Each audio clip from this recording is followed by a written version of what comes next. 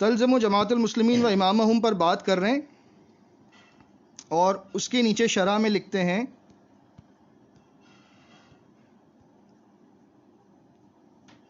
کہ یہ بات اس وقت کی ہو رہی ہے جب لوگ کسی ایک خلیفہ پر مجتمع نہیں ہیں.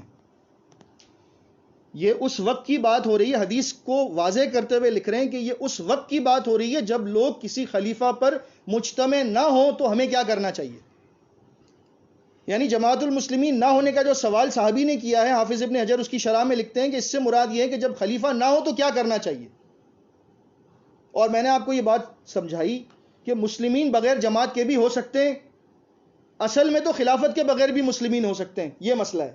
ہم اپنی اصطلاح میں سمجھ لیں کہ بغیر جماعت المسلمین یعنی جو ہم نے بنائی ہے اس کے بغیر بھی مسلمین ہو سکتے ہیں. اس بات کو جب سمجھ لیں گے آپ تو آپ کو یہ بات سمجھ آئے گی کہ جماعت المسلمین بنانے سے اسلام زندہ نہیں کیا ہم نے. اسلام تو قیامت تک رہے گا. لا تقوم الساعہ حتی یقال اللہ اللہ، صحیح مسلم کی حدیث ہے کتاب الایمان میں.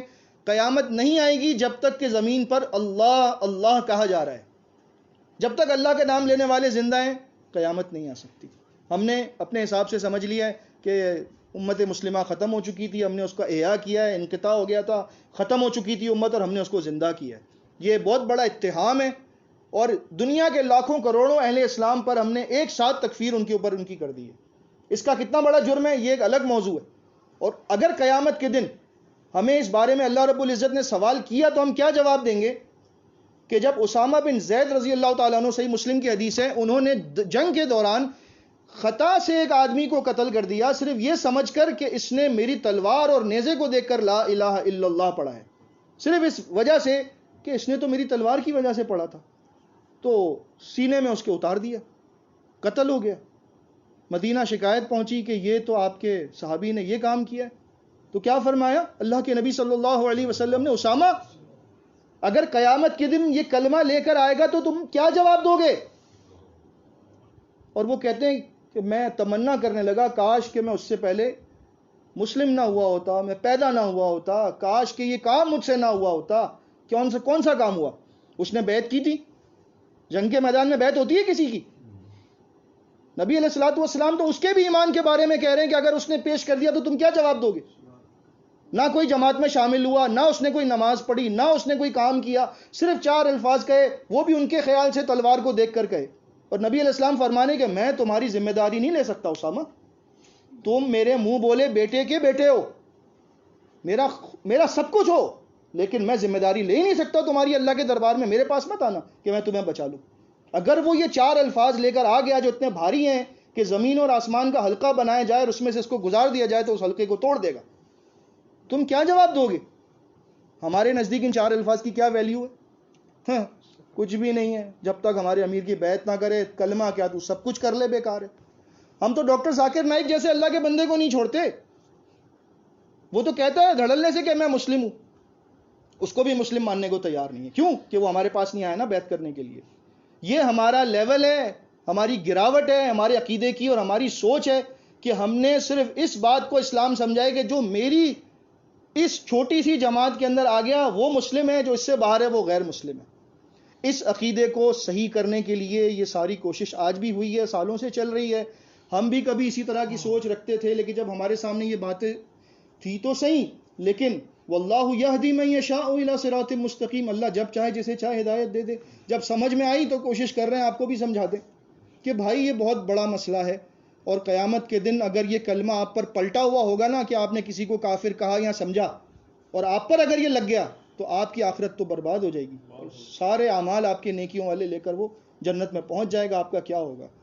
جماعت المسلمین سے مراد محدثین نے لیا خلافت. خود ہی لکھ رہے ہیں حافظ ابن حجر، اور بہت سارے ائمہ کے اقوال نقل کیے انہوں نے، 1-2 کی بات نہیں ہے. میں ابھی ساری باتیں آپ کو گنوا نہیں سکتا، آپ کہیں گے تو آپ کو اس کا پرنٹ آؤٹ دے دیں گے انشاءاللہ. مگر محدثین نے اس کا کوئی ثبوت پیش نہیں کیا نا؟ جی 1 منٹ میں دے رہا ہوں آپ کو ثبوت. اچھا جی، اب نبی صلی اللہ علیہ وسلم کے صحابی نے سوال کیا کہ اگر جماعت ان کی نہ ہو، ان کا امام نہ ہو تو میں کیا کروں؟ ایسے میں فرمایا فاعتزل تلک الفرقہ کلھا.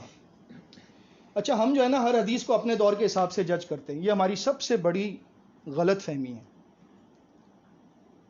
ہم صحابہ کرام کے دور جو گزر چکے ان کو بالکل نظر انداز کر دیتے ہیں. میں آپ کو آج اس حدیث کے ایک ایسے زاویے سے روشناس کرواتا ہوں، شاید آپ کو یہ بات سمجھ میں آ جائے، اللہ کرے انشاءاللہ، کیونکہ یہ بات بڑی واضح ہے. نبی صلی اللہ علیہ وسلم کا دور گزرنے کے بعد ابو بکر صدیق کا دور آیا رضی اللہ تعالیٰ عنہ، خیر کا دور تھا. عمر رضی اللہ تعالیٰ عنہ کا دور آیا، الحمدللہ بہترین دور تھا. عمر رضی اللہ تعالیٰ عنہ کے بارے میں آپ سب جانتے ہیں کہ وہ شر کے خلاف کیا تھے؟ دروازہ تھے.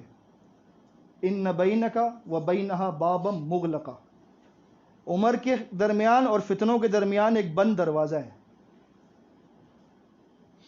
یعنی اس دور کے درمیان اور اس دور کے درمیان ایک بند دروازہ ہے. تو حذیفہ بن یمان، وہی حذیفہ بن یمان جو ہماری محبوب شخصیات میں سے ایک ہیں، کیونکہ ہماری مطلب کی حدیث ان سے روایت کے، کہنے لگے کہ ان سے کسی نے پوچھا باہر آنے کے بعد، ان کے شاگرد نے پوچھا تھا کہ کیا عمر کو معلوم ہے کہ وہ دروازہ کون ہے؟ تو کہا ہاں عمر کو اچھی طرح معلوم ہے، وہ دروازہ خود عمر بن خطاب ہے، کہ وہ دروازہ جب اذن یکسر، جب وہ دروازہ توڑ دیا جائے گا تو پھر کبھی بند نہیں ہو سکتا. فلا یغلق ابدا، وہ دروازہ کبھی بند نہیں ہو سکتا. اس کا مطلب یہ ہے کہ عمر رضی اللہ تعالیٰ عنہ کی شہادت کے بعد امت مسلمہ اور جماعت المسلمین پر جو فتنے ٹوٹیں گے وہ اتنے شدید ہوں گے کہ جو پہلے نہیں تھے. اس حدیث کو اس پس منظر کے مطابق سمجھنے کی کوشش کریں. آپ ہر حدیث کو اپنے اوپر فٹ نہ کریں، ماضی میں بھی جایا کریں کہ یار ہو سکتا ہے یہ بات پہلے ہو چکی ہو سکتا ہے تلزم و جماعت المسلمین والا زمانہ گزر چکا ہو، ہم لوگ ابھی تک اس کو لے کر بیٹھے ہوئے ہیں. سوچیں کبھی اس طرح بھی، یہ ضروری تو نہیں ہے کہ آپ ہر چیز کو اپنے اوپر فٹ کر کے بیٹھ جائیں. اب سنیں، عثمان رضی اللہ تعالیٰ عنہ کا دور جب آیا ہے تو شروع میں تو کوئی مسئلہ نہیں تھا، لیکن آہستہ آہستہ کیونکہ فتنوں کا جو دروازہ تھا اس کے خلاف وہ ٹوٹ چکا تھا اور لوگوں کو سازش کرنے کے لیے مواقع مل رہے تھے. عثمان رضی اللہ تعالیٰ عنہ نسبتاً نرم انسان تھے. عمر رضی اللہ تعالیٰ عنہ تو فتنوں کے خلاف ایسے تھے کہ ایک سیکنڈ نہیں لگاتے تھے، سر کو بھی کرتے تھے.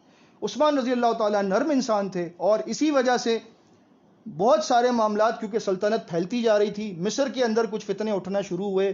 مصر کے اندر کچھ اوباش قسم کے لوگوں نے یہ باتیں شروع کر دیں کہ عثمان کا حق نہیں تھا، عثمان کو کیوں خلافت مل گئی، خلافت تو کسی اور کا حق تھا.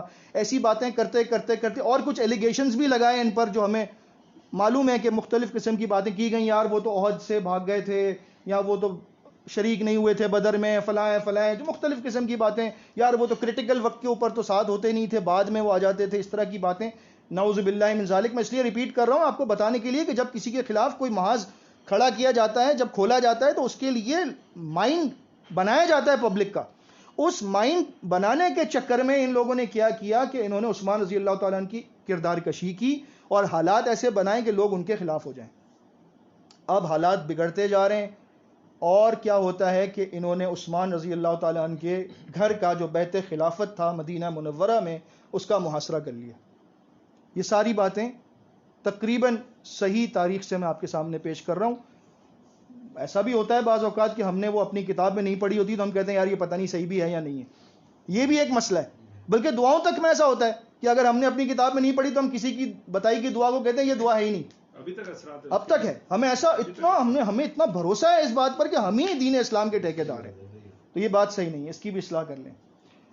عثمان رضی اللہ تعالیٰ عنہ کے گھر کا محاصرہ ہو گیا، پانی تک ان کے لیے جو ہے وہ رسائی ناممکن بنا دی گئی. صحابہ کرام میں سے جو جوان صحابہ تھے، حسن رضی اللہ تعالیٰ عنہ، عبداللہ ابن زبیر رضی اللہ تعالیٰ عنہ، اور بھی انہوں نے کوشش کی کسی بھی طرح سے اس محاصرے کو توڑ کر کچھ بھی کر کے اندر جا کر خلیفہ وقت سے گفتگو کریں اور انہیں اس بات پر آمادہ کریں کہ آپ ہمیں حکم دیں، یہ محاصرہ کرنے والے چند لوگ ہیں، ہم ان کو قتل کر دیں گے.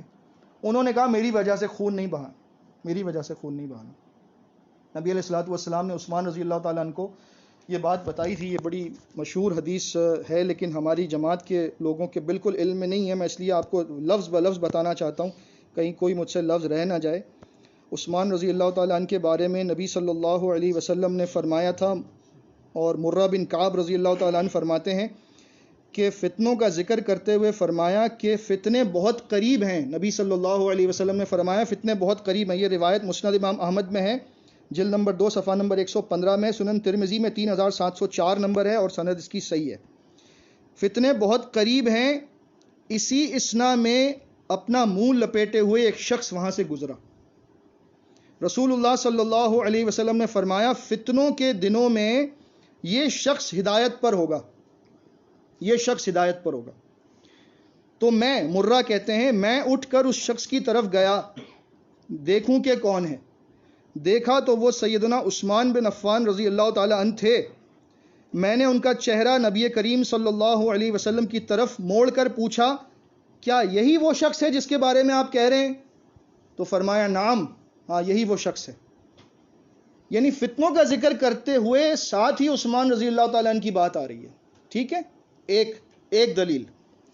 اس کے بعد عبداللہ ابن مسعود فرماتے ہیں، یہ مجموع الزوائد میں ہے اور طبرانی نے بھی اس کو کبیر میں روایت کے سند اس کی بالکل صحیح ہے، کہ جب عثمان رضی اللہ تعالیٰ عنہ کی شہادت ہو گئی اس کے بعد عبداللہ ابن مسعود نے، اور ایک روایت میں حذیفہ بن یمان سے بھی ملتی ہے، جب لوگوں نے آ کر یہ سوال کیا، جب عثمان رضی اللہ تعالیٰ عنہ محصور تھے، پہلے یہ سن لیں، جب محصور تھے تو لوگوں نے آ کر یہ سوال کیا کہ اب اس فتنے میں ہم کیا کریں، اس فتنے میں ہم کیا کریں؟ تو فرمایا کہ تم امام سے چمٹ جاؤ. کس سے چمٹ جاؤ؟ امام سے چمٹ جاؤ. یہ امام کا مفہوم ہے، یہ جماعت المسلمین کا مفہوم ہے. فتنوں کے دور میں اس سے چمٹ جاؤ. اب جو فرقے ہیں جن سے دور رہنے کا حکم دیا گیا تھا، فاتزل تلک الفرقہ کلھا، وہ کون لوگ تھے؟ سوال ہے نا، وہ کون تھے؟ یہ وہ لوگ تھے جنہوں نے عثمان رضی اللہ تعالیٰ عنہ کو محصور کیا تھا اور خلیفہ وقت کے قتل کے درپے تھے. کیونکہ شروع میں کوئی بھی فرقہ جب بنا ہے اسلام میں تو وہ شروع سے ہی عقائد کی بنیاد پہ نہیں ظاہر ہوا، وہ پہلے سیاسی اختلاف لے کر اٹھتا ہے. آپ ہسٹری پڑھیں، کیونکہ ہم نے ہسٹری نہیں پڑھی سوائے تاریخ الاسلام کے، کچھ بھی نہیں پتا ہمیں، معذرت کے ساتھ بالکل ہم لوگ زیرو ہیں. اگر آپ ہسٹری پڑھیں گے آپ کو پتہ لگے گا کہ چاہے وہ خوارج کا فتنہ ہو، چاہے وہ قدریہ ہو، چاہے معتزلہ ہو، چاہے جہمیہ ہو، کوئی سے بھی ہو، سب کا جو سٹارٹنگ تھا نا، جو سسٹم، وہ انتظامی امور میں کل کرنا، امیر پہ اختلاف کرنا، خلیفہ پہ بات کرنا، اگلا خلیفہ یہ ہوگا، اس کو ہم نہیں بننے دیں گے، فلاں کو یوں نہیں کرنے دیں گے. پہلے انہوں نے کوشش کی کہ ان کی سیاست کو کمزور کرو، اور جب وہ اس پہ کافی حد تک کامیاب ہوئے پھر انہوں نے اپنا اصل کام شروع کیا کہ عقائد بدلنا شروع کیے. خوارج بھی پہلے جب نکلے تھے تو وہ صرف سیاسی حد تک تھے، لیکن بعد میں آپ دیکھیں خوارج نے اپنے عقیدے کو ظاہر کیا. ان کا عقیدہ سب سے بڑا بنیادی کیا تھا کہ کبیرہ گناہ کا مرتکب جو ہے وہ جہنم میں جائے گا اور ہمیشہ جہنم میں رہے گا. حتیٰ کہ ان کو جب سمجھایا جاتا تو وہ قرآن کی آیتیں پیش کرتے. یہ میں جماعت کے لوگوں کو سمجھانا چاہتا ہوں کہ خوارج بھی قرآن کی آیتیں پیش کر کے کہتے تھے کہ تم ہمیں حدیث سنا رہے ہو، ہم تمہیں قرآن سنا رہے ہیں، ہم غلط ہوں گے یا تم غلط ہو. کیا کہتے تھے؟ جابر رضی اللہ تعالیٰ عنہ کے پاس خارجیوں کی ایک جماعت آئی اور کہنے لگے وہ کہ آپ کہتے ہیں کہ اللہ کے رسول صلی اللہ علیہ وسلم نے فرمایا کہ لوگ جہنم سے نکالے بھی جائیں گے اور جنت میں ڈالے جائیں گے. تو اللہ تو کہہ رہا ہے سورہ آل عمران میں کہ ربنا انک من تدخل النار فقد اخزیتہ وما للظالمین من انصار، اے ہمارے رب تو نے جسے جہنم میں ڈال دیا تو نے اسے رسوا کر دیا، اب ظالموں کا کوئی مددگار نہیں ہے. آپ کہہ رہے ہیں کہ ان کو نکالا جائے گا. تو قرآن و حدیث کو ٹکرا رہے ہیں، نبی علیہ الصلوۃ والسلام کے فرمان کو نہیں لے رہے، قرآن کو آگے لا کر کہہ رہے ہیں کہ قرآن یہ کہہ رہا ہے کہ نہیں نکالا جائے گا. قرآن نے یہ تو کہا نہیں کہ نہیں نکالا جائے گا. قرآن نے کب کہا کہ نہیں نکالا جائے گا؟ قرآن تو یہ کہہ رہا ہے کہ اس کی رسوائی ہو گئی، اب جب اللہ اس پہ رحمت کرنا چاہے گا تو اس کو نکال لے گا، لیکن رسوائی پکی ہے کیونکہ جہنمین کے نام سے یاد کیا جائے گا نا. صحیح مسلم میں ہے جب جنت میں ڈال بھی دیے جائیں گے تو تختی ہوگی ساتھ، اس پہ کیا لکھا ہوگا؟ جہنمیین. یہ جہنمی ہیں جو اللہ کی رحمت سے نکالے گئے، ان کا حق نہیں بنتا تھا، اللہ کی رحمت سے نکالے گئے. ہم تو ڈائریکٹلی جنتیوں کو بھی جہنم میں بھیجنے کا سسٹم کر کے بیٹھے ہوئے، ہمارے پاس تو کوئی حساب ہی نہیں جہنم کے علاوہ. ابھی آ رہا ہوں میں. سیاسی فرقہ جب شروع میں زور پکڑتا ہے تو سیاسی فرقہ ہوتا ہے، بعد میں وہ عقائد کی بنیاد پر پھر فرقہ بن کے الگ ہو جاتا ہے. اگر آپ ابن الجوزی رحمہ اللہ کی کتاب پڑھیں، میں آپ کو ریکمینڈ کروں گا ضرور پڑھیے گا، تلبیس ابلیس، اور عبد القادر جیلانی رحمۃ اللہ علیہ کی غنیۃ الطالبین، بہت اچھی کتاب ہے اس سلسلے میں. ان دو کتابوں کے اندر انہوں نے 72 فرقوں کے نام بنام ان کا ذکر کیا ہے، جو گزشتہ صدیوں میں ان کے علم کے مطابق امت میں بنتے چلے گئے. انہوں نے ان سب کی صفات بتائی ہیں, ان کی سب کی نشانیاں بتائی ہیں, اور ان میں سے نکلنے والے گروہ بتائیں. 6 بڑے ہیں, ان میں سے سب میں سے 12 نکلتے گئے, 72 کل بنے. کسی نہ کسی حساب سے وہ دنیا میں نام تبدیل کر کے آج بھی ایگزسٹ کر رہے ہیں, اور کچھ ایسے ہیں جو نہیں بھی کر رہے. ٹھیک ہے, ہمیں حکم کیا ہے؟ سوال یہ. اب آئیں دوبارہ تلزم و جماعت المسلمین کی طرف. ہمیں جو حکم ملا ہے وہ یہ ہے کہ جماعت المسلمین اس کے امام سے چمٹ جانا. اچھا جی, ابھی تو خلافت نہیں ہے, ٹھیک ہے نا, خلافت نہیں ہے, اب ہم کیا کریں؟ اب ہم جماعت المسلمین بنا لیں؟ تو حدیث میں تو ایسا کچھ بھی نہیں ہے, نہ صحابی نے ایسا کچھ کیا, نہ صحابی نے ایسا کچھ پوچھا, کیونکہ سوال بڑا آسان تھا میرے بھائی, سوال بہت آسان ہے. یا رسول اللہ صلی اللہ علیہ وسلم, آپ نے فرمایا کہ جماعت المسلمین ہو تو چمٹ جانا, اگر نہیں ہو تو کیا میں بنا لوں؟ سوال کیا جا سکتا تھا نا. جب اتنے سوال وہ کرتے تھے, اتنے شر کے بارے میں وہ خوف زدہ رہتے تھے, تو پوچھ لیتے کہ آپ کہہ رہے ہیں نہیں ہوگی, اگر نہیں ہوگی تو ہم بنا نہ لیں. نہیں, ان کا سوال خود بتا رہا ہے کہ مسلمین تو ہوں گے, جماعت بنانے کی کوئی ضرورت نہیں ہے, کیونکہ خود سوال بتا رہا ہے کہ مسلمین ہیں. ہم نے جماعت کیوں بنائی؟ ہمارے کتابچوں میں لکھا ہم نے اسلام کو زندہ کیا. تو اسلام جو مردہ ہوگا تو تم زندہ کرو گے نا. حدیث تو خود کہہ رہی ہے کہ اسلام زندہ ہے, زندہ رہے گا, کبھی ختم نہیں ہوگا. ہم حدیث کے الفاظ کو اس کے کانٹیکسٹ سے ہٹا کر اپنا فہم اس پہ تھوپتے ہیں, اپنی معصوم عوام کو, یا جو کہنے کے نادان عوام ہیں اس کو بار بار وہی پٹی پڑھاتے ہیں. جیسے کورونا وائرس کی چلتی ہے نا ہمارے موبائل فون پہ, سن کے بچے کو بھی پتہ لگ گیا کہ بھائی 20 سیکنڈ تک ہاتھ دھونے ہی دھونے, اس سے کچھ ہو یا نہ ہو 20 سیکنڈ تک ہاتھ دھونے. ایسے ہی ہم نے تلزم و جماعت المسلمین تلزم اتنا زیادہ کر دیا ہے کہ اب ہمیں اس کے علاوہ کچھ نظر ہی نہیں آتا. ہمیں ایسا لگتا ہے اگر یہ نہیں ہے تو اسلام ہی ختم ہو جائے گا. بھائی میں سوال کرتا ہوں آپ سے, جماعت المسلمین بنانے سے پہلے مسعود احمد صاحب کیا تھے؟ کافر تھے, مشرک تھے, کیا تھے؟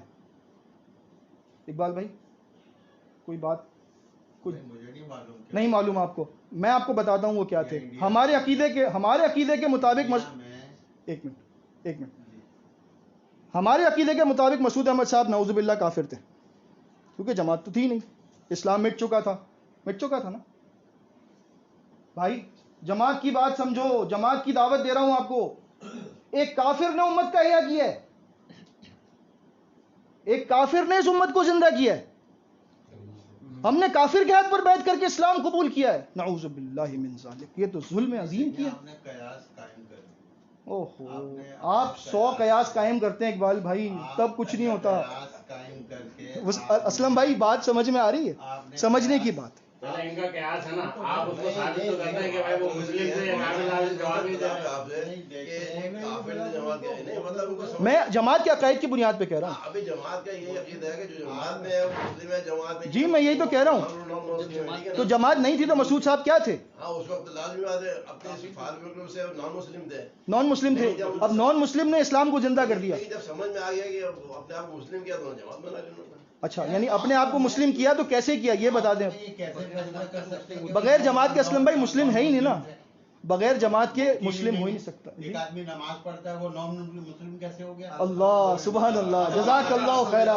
سارا مسئلہ ہی حل ہو گیا الحمدللہ, سارا مسئلہ حل ہو گیا الحمدللہ. وہ نماز پڑھتے تھے تو وہ نان مسلم کیسے ہو گیا؟ الحمدللہ. اتنی شفقت اور اتنی مہربانی دوسروں کے ساتھ بھی کیا کریں. دیکھیں نہیں اقبال بھائی, اتنی شفقت اتنی مہربانی سب کے لیے کریں. یہاں ایک علیحدہ سے ایک پہلو کا ذکر ہو رہا ہے, اور اس میں تلزم و جماعت المسلمین میں اماموں کی بنیاد پر بہت ساری باتیں ہو رہی ہیں. اور آپ نے جو ہے نا, آپ نے یہ کہا کہ جماعت المسلمین سے مراد خلافت ہے, یہ محدثین کی رائے ہے. تو محدثین کی رائے تو شریعت نہیں ہوتی نا. جی بالکل صحیح کہہ رہے ہیں آپ. تو میں یہی کہہ رہا ہوں کہ اتبعوا ما انزل الیکم من ربکم ولا تتبعوا من دونی, اور یہ میں اسی لیے تو اچھا چلیں پھر آپ مجھے اقبال بھائی اس سوال کا جواب اپنے علماء سے لا کر دیں, کیونکہ میرے خیال میں آپ کے لیے مشکل ہو جائے گا کہ جماعت. تو بار بار کہہ رہا ہوں قرآن میں کی آیت پیش. جی اقبال بھائی آپ اس کو تسلیم نہیں. اب سنیں میری بات تو سنیں, اب سنیں تو صحیح نا, اب سنیں میری بات. ہاں آپ کہہ رہے ہیں کہ جماعت المسلمین سے مراد خلافت ہے, یہ تو محدثین کی رائے ہے نا, اس لیے میں نہیں مانتا. آپ کہہ رہے ہیں ٹھیک ہے, آپ نہ مانیں. دیکھیں میں نہیں مانتا کہ لفظ میں نے نہیں. اچھا چلیں آپ نے نہیں کہا, چلیں آپ مانتے ہیں, آپ مانتے ہیں, اس کا مطلب آپ مانتے ہیں. آپ مانتے ہیں کہ خلافت؟ ہم کہہ رہے ہیں کہ محدثین نے اس کا ثبوت کیوں نہیں دیا؟ ثبوت کیوں نہیں دیا؟ اچھا، اب ثبوت محدثین تو دے نہیں پائے، ٹھیک ہے، 1400 سالوں میں کوئی بھی نہیں دے سکا، آپ پر ثبوت دینا لازم بنتا ہے۔ آپ یہ بتائیں کہ جماعت المسلمین سے مراد بے طاقت امیر بھی ہو سکتا ہے، اس کا ثبوت آپ دیں اب قرآن سے۔ نہیں دیکھیں، یہ آپ کا مفروضہ ہے، آپ کا مفروضہ نہیں ہے، یہ آپ کا مفروضہ ہے، میں آپ کہہ کا رہا ہوں نا، آپ کا نہیں ہے۔ انہوں نے ثبوت نہیں دیا تو میں یہی آیت بار بار اسی لیے پڑھ رہا ہوں، اتبعوا ما انزل الیکم من ربکم ولا تتبعوا من دونہ اولیاء قلیلا ما تذکرون۔ اس کا مطلب کیا ہے؟ آپ نے اس پر غور ہی نہیں کیا۔ صحیح ہے، صحیح اقبال بھائی یہ سب لوگ غور کر کے ہی آئے ہیں آپ کے پاس، اور اتبعوا کا جو آپ لے رہے ہو نا اس کا شان نزول آپ کو معلوم ہے؟ ایک منٹ رک جائیں، آپ باتیں بہت کرنی آتی ہے سب کو، ایک سے ایک پڑھا ہوا ایک منٹ ساجد بھائی تھوڑا سا ان کو بھی سمجھ لیں۔ سوال آپ کے سامنے لکھا جا رہا ہے، اس کے بعد میں ڈیبیٹ کریں۔ سورہ اعراف کی آیت پڑھ لیں نا، جی جی سورہ اعراف مکی صورت ہے مدنی صورت ہے؟